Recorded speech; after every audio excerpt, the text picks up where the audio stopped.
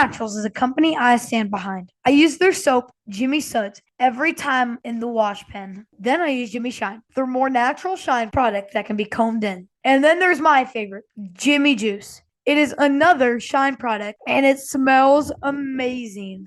They use essential oils that can repel insects, heal their skin, and most importantly, makes your pigs shine in the show ring. So get yourself some today and make sure to use code JOESHOW, no spaces, all caps, for a discount on your next order at jimmynaturals.com.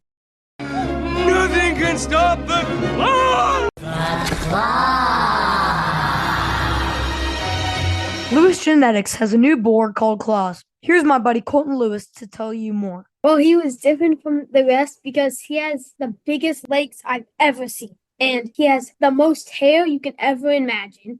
The stoutest skull, and it just blends so well. He's still really sound, still got a big back and a ditchy top. How was he bred? He's a heavy hitter back on a steer force, and heavy hitter's the most popular bull out there right now. That Premium Blend Genetics. Tell me more about his mom. His mom, we jackpotted her.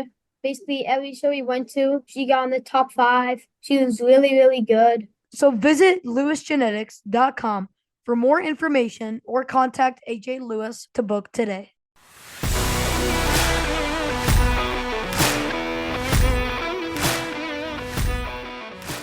Hi, everybody. This is Joe, and welcome to the Joe Show. We're in the midst of spring, which means it's Texas Major time.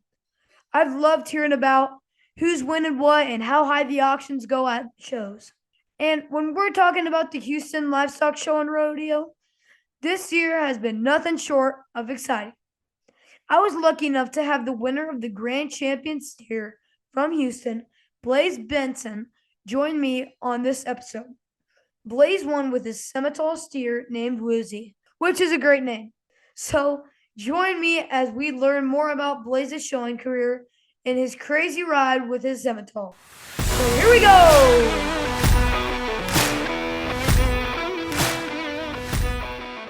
Hi, Blaize. Thanks for being on my show, and tell the listeners a little bit about yourself. Hi, I'm Blaize Benson. I'm a 15-year-old freshman from Wall, Texas. Tell me about your family, too. I live with my mom, my dad, and my sister. My dad is he owns construction businesses, and my mom is a high school counselor, and my sister is 13, and she shows with me. So, what species do you show? I show steers, and usually I have about 3 or 4 Herefords on feed, a couple Americans, and a couple of exotics. Mm-hmm. So, how long have you been showing livestock? I've been in the industry for ever since I was born. I showed many Herefords when I was younger, and then when I was in 3rd grade, I started showing all the Texas majors. Mm-hmm. So, take me back a couple weeks ago to Houston Livestock Show. And what an experience, as you had shown the Grand Champion steer. Congrats. Tell me about that steer and the experience winning Houston. So that calf's name was Woozy. He was out of a bull called Lovin' Size, and he was out of a first calf heifer, which was a sugar bear. And we turned him in at about 13.97, and he probably showed about 14.30.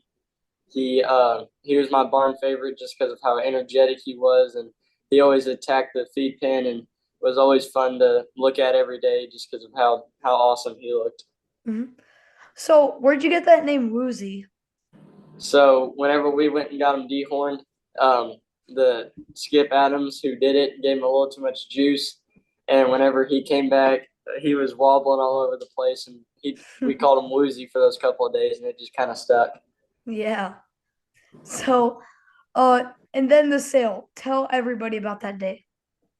So, it was a late night and early morning, and kind of got there and got him ready and took pictures that morning and walked in there, and he tied a world record for $1 million. Wow. So who helps you get him ready on show day? So there's a man named Trevor Rosso who works for my dad on the construction business, and he also helps us in the show barn, and he was a very vital part of that calf. He was out there every day with me working on him, and he helped us a lot on that calf. Mhm. And then Bunker, we hired for the show, Bunker Fundenberg, and he was more of our off duty guy, and he helped us at the late nights and washing and making sure pins are cleaned and stuff like that. He stayed there overnight with them every night, so he helped a lot. What does it take to compete? What does it take to win? In the ring, in the barn, at life. Everyone that has a vested interest in the livestock world knows that good stock starts from the ground up. That is what Big Paw lifestyle is. Big paw, hoof, or foot means a good foundation to any species of livestock, and it will mean a good foundation for you. Big Paw Lifestyle is a brand you'll see me wearing all the time. They've got awesome clothes, and I especially love their hats. Check out their latest styles at bigpawlifestyle.com. So, what do you have in the barn currently? So right now we have babies that we've just purchased. We have about 10 on feed for next year, and we have 3 Herefords from Bradley Hale, and then 3 exotics from Brandon Horn, and then 1 exotic from Carter Earhart, and we have an American that we raised. So, what are some other big wins that you have had? So at all the Texas majors, we had 5 class winners this year between me and my sister. And previous to that, I've had a reserve breed champion at the Patriot. I've had a breed champion at Austin, and my sister's had 2 breed champions at Austin. And then I won class 3 of exotics at Fort Worth this year. Congrats.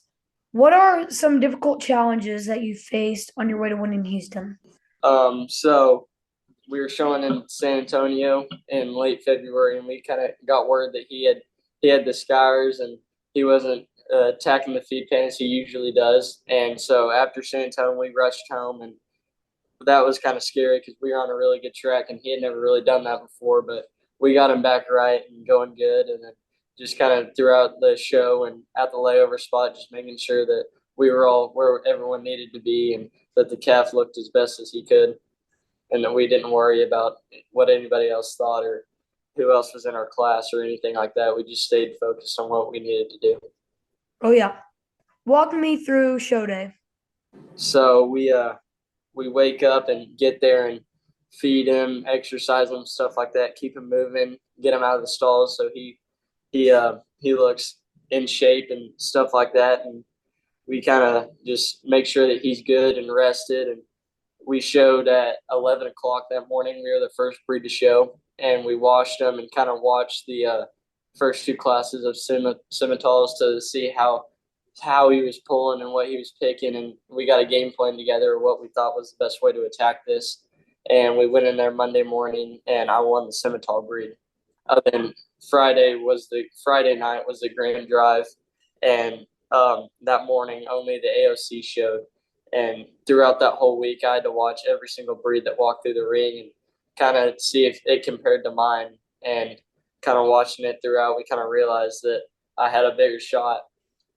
And as it kept going, and we got done with the AOCs, and we kind of got a game plan of how we needed to go about going into the grand drive and stuff like that. And we went into prejudging Friday night, and he could not take his eyes off of Woozy, and he stared at him and walked into the NRG stadium, and it was really a blur to me because of how quick it was, but he picked me as grand champion and walked right back out. Congrats. So, Thank you. on my show, I like to play a game with my guests called Would You Rather. So, since you're almost 16, which means you'll officially be driving, would you rather drive a 2024 King Ranch Ford or a 2024 High Country Chevy? I would. My dad's always driven Fords, and right now we actually have a 22 250 King Ranch, and so I would definitely pick a King Ranch. Oh, yeah. I would too. On average, how many shows do you go to a year? So we hit all of the Texas majors, of course, which there's 7 of them. So we go to State Fair in Dallas, and then Odessa, Fort Worth, San Angelo, San Antonio, Houston, and Austin. And then there's multiple jackpots throughout the summer that we go to. We usually go to Plainview and Levelland up by Lubbock. And there's a few around here, San Angelo, that we go to, and a couple down south that we go to as well. What's your favorite show to go to and why? Um, well, it was Houston because of just how fun it was, and it was during spring break, so you didn't have to worry about school or anything like that, and just the atmosphere of being down there. The weather's always nice, and the show is for a whole week, and so you get to watch all your friends, and it's just a really cool environment down there. Hmm. Do you have a song or something that gets you pumped up before you go in the show ring? So waking up on show day, I'm usually really nervous, and so to kind of keep myself level-headed, I listen to more upbeat rap like Drake and Lil Wayne to get me kind of locked in and focused on what I need to do. And then before I show, I kind of walk away from my crew, and I go by myself, and I just kind of talk to myself and pray to God and make sure that I'm where I need to be, and thank God for how I got here, and ask him to just watch over us as we go through something that we care so much about. Hmm. Yeah. And then other people just kind of giving me speeches and information on what I need to do throughout the show and stuff like that. Yep. What's your favorite animal that you have ever showed? So Woozy was kind of a special one to me because he was a late pick for us. He was bred and raised by Brandon Horn, and then early on he was sold to Kirby Eves and then Brent Cromwell. And through certain circumstances, he got back to Horns, which in late May, which was in where we needed one more to finish out our baby selection, and we picked him out of three other ones, and we kind of got a game plan together of how we needed to feed him and where he needed to go and how he needed to be taken care of throughout the year. And we stayed on that pretty strictly and got to Houston and just stayed where we needed to be. Yeah. Where do you normally get your cattle from? So we usually get our Herefords from Bradley Hale, which was my dad's college roommate, and we got mostly all of our exotics from Brandon Horn, and we raise a couple of Americans and get some from Carter Earhart as well, exotics and Americans. So, what does your future hold, and what are your plans next? So for next year, we have calves on feed for all 7 Texas majors, and we have one coming up in October, State Fair of Dallas, and we have one on feed for that. After my show career, I hope to go to Texas Tech and get an agribusiness degree and come home and work for my dad on the construction sites, and then stay in the show barn by helping other families and selling and trading a few. Yeah. If you were to show something else, what would it be?